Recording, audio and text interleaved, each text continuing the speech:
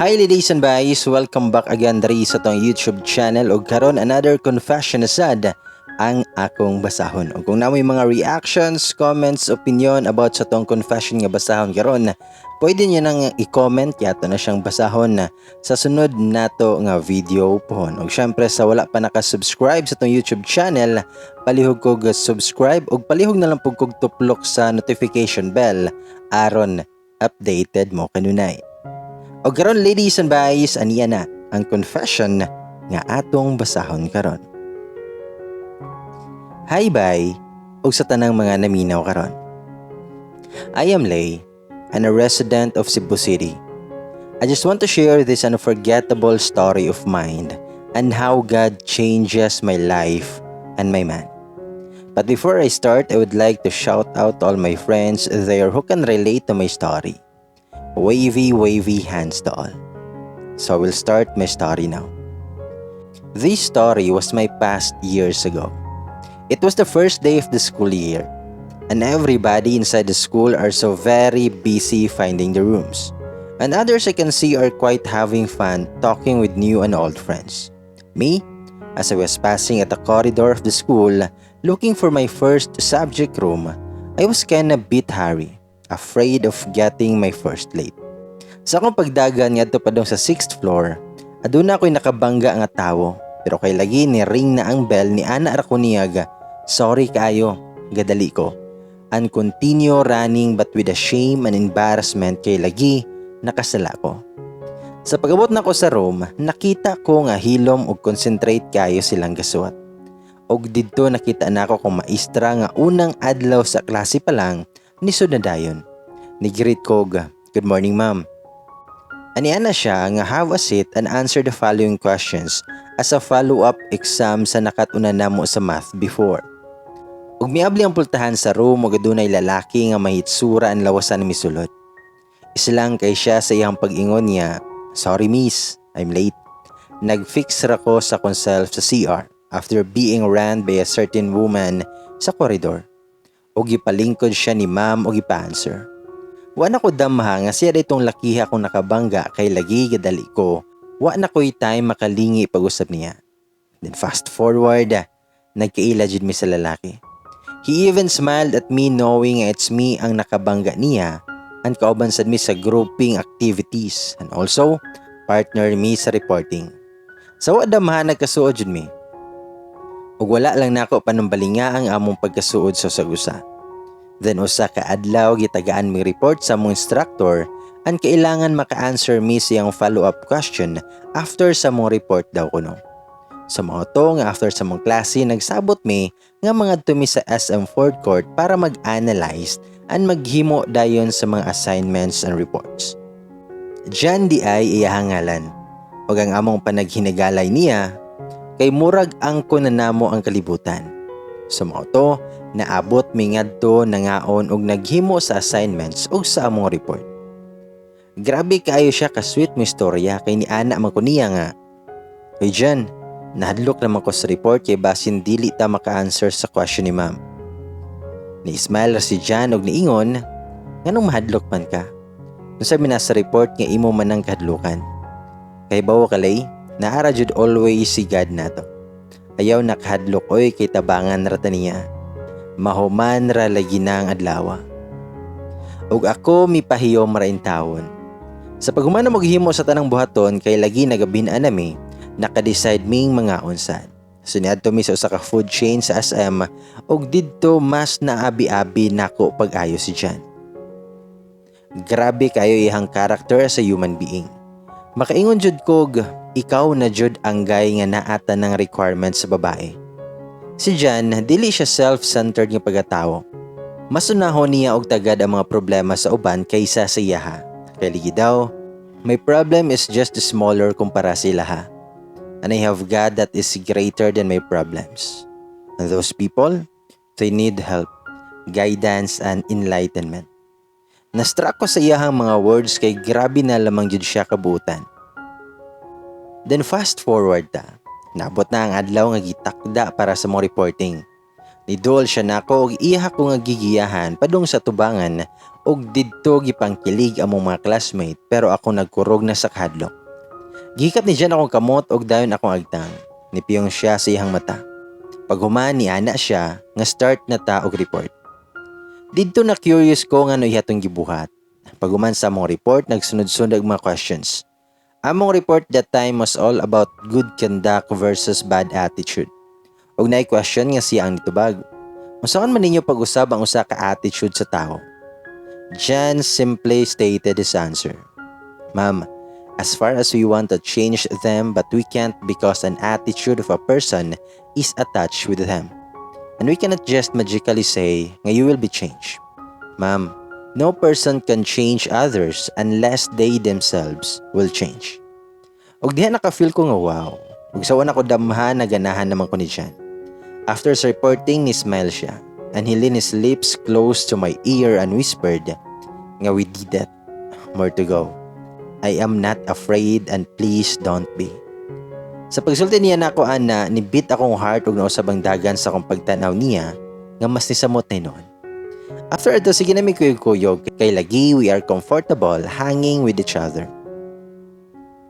Then fast forward, miabot ang panahon nga nanguyab na si Jan ako. After sa among 10 commands nga friendship ug nibigay sad siya sa iyang feelings. Nagka-date me, naka-celebrate og mansaries, and we are exchanging each other I love yous and kiss in the hand and forehead. Giingnan bagali na ko siya ga. Old school lagi kay kag tradition di. Niya na siya ga. Me, as much as I want to seduce you or do something on you, I respect you as much as I respected yan. Wati ka gihigugma kay gaapas ko sa lawas nimo. Me, there is no assurance nga magadayon ta but as much as kita pa, respetaran ti ka. I told him nga thanks day and please don't let go and please hold on to our relationship. I love you always and forever. He replied the same words too and hugged me tightly. Niabot na mig 4th year in college ug getting stronger among relationship. But with trials and challenges pud, pero I know ma-overcome raman na mo sad to. Then fast forward, nag-OJT na ko but abroad.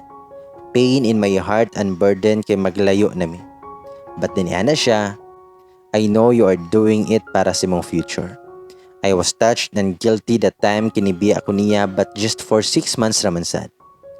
We made communications until one time, there's a week nga wala na siya min chat sa ako. I was so worried and asked my cousin to check him if he was doing good or what. My cousin went nearby to her house and he saw Jan. Doing good raman daw. And na-curious ko kung anong wa siya mo communicate na ako. Then hantod miabot na ang 6 months niya padong nakamuli sa Cebu from overseas ng OJT. Excited ko nga makita ni Jan. I want to hug him and kiss him that I can express my love and missed him so much. Then abot na ko sa Cebu. I texted Jan and he replied, sorry me, nag-serve ko gikan sa church. Kay sakristan man na si Jan. Og niadto ko sa church kung diin siya nag-serve. Nakita na ko ang mga pahiyom ni Jan nga pagkamaanyag na lang siya. Then after sa mass, we went to some food chain og didto nag-istorya mi. He showed me a ticket and he calmly asked, me, mo support ka sa mga desisyon nako? I proudly answered yes. Kayo di. Ngano di ay? Then Jan slowly and calmly explained everything. And I was sobbing and crying while listening to his explanation. Since the day I gave my support to his decision, I never saw him again. And because I know he is distant not just for me, but for all the people who needs aid from God. After years, Jan is now at Spain, living a life as a seminarian. And he also received missions from the highest priests. Jan happily contacted me via SMS and said, Lay, God is with us always, and so as with you. Lay, God is guiding you and He said He will watch over you as you live your life. So sad but thankful for that words. I have now a job and I am now a manager of a certain establishment, and I have now a fiancé getting married by this coming summer, while Jan is busy helping people around the globe. Sometimes life can taste the sweetest flavor but also can taste the sourest moments. I always remember the final words of Jan before he leaves the Philippines. He said, "We should look life not from time, but from moments." I know Jan is always praying at me. I know that someday he will be there at my wedding like as he promised.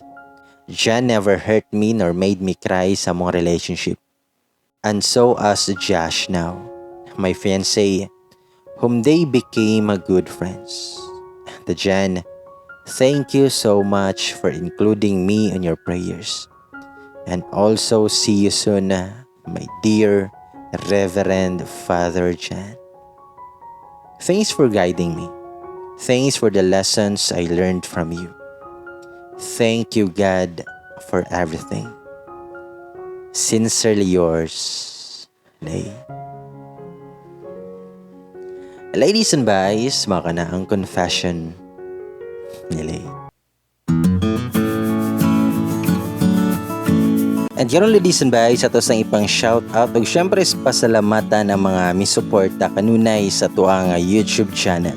Salamat kay sa pa GCash kang Rodney Morales. Apil na kang Miss Jasmine daw nga taga Cebu. Salamat kayo sa imong pa GCash, ha? O karon ladies and boys, so syempre kung namoy mga pa GCash dara, tanawa lang sa tong description na box below. Salamat. And also out kang Nadine Baquero, hi. Also put kang Jerel Castillo, apil kang Mayet Caniban, hi. Eda Joya Sandoval, hi. Daisy Jean Pianar, apil kang Gay Intik, o apil kang Ellen Rebs, hi. Kung kang apil pod kang Godwin Melindres, salamat kayo sa inyong kanunay nga pag-suporta. And also hi and shout out kang Izzy May Aba, hi. Jason, hi. Laini Abrogina, hi to you. Daisy Joy Galachino, hi. Irina Ejao, hi. Arroyo Edna Gina, salamat kayo. And kang Ellie HLR, hi. Ella Midriano, may pagpaminaw ni Mudra. Aida Lapura Mayol, hi. Castil Maricel, shout out sa iyo. Apelpod kang Flora May Jatico. O kang Dendel Criticio, hi. Scarlett Torres, hi. Daisy Jen Pianar. O kang alright. Salamat kayo. Kung na may mga comments, shoutouts and more, palihog lang ko comment down below. Kaya na siyang basahon. Sa sunod na to nga video po. O santod sa sunod. Higayon na lang. Dagang salamat kayo sa inyong pagpaminaw. Ako si Bay Gamay Mayon. Basta nalipay ko. Salamat kayo sa pagpaminaw.